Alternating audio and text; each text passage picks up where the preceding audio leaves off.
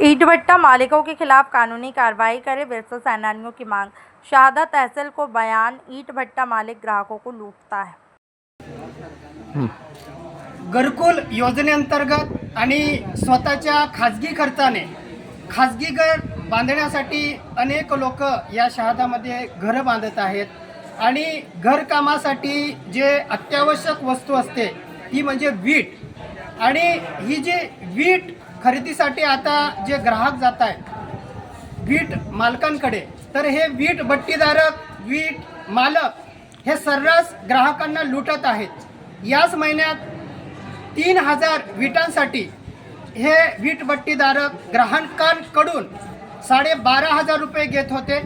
त्यानंतर त्यांनी लगेचच 14,000 रुपये वाढवले, पुन्हा 16,000 रुपये केले आणि आता अक्षरशः 18,000 ते 19,000 रुपये हे वीट भट्टीधारक घेत आहेत। या शहादा तालुक्यामध्ये हे वीट भट्टीधारक ग्राहकांची सर्रास लूटमार करत आहेत, लुबाडत आहेत। म्हणून हे त्यांनी परस्पर मनमानी पद्धतीने वाढवलेले दर आहेत, हे दर कमी झाले पाहिजे, ही लूटमार थांबली पाहिजे। म्हणून आम्ही माननीय तहसीलदार शहादा यांना आमच्या बिरसा फायटर नंदुरबार संघटनेतर्फे निवेदन दिलेलं आहे। तहसीलदार साहेबांनी तात्काळ या लूटमार करणाऱ्या वीट भट्टीधारकांना नोटीस पाठवावी आणि त्यांच्यावरती कायदेशीर कारवाई करावी अशी आम्ही मागणी करत आहोत। जय बिरसा, जय आदिवासी।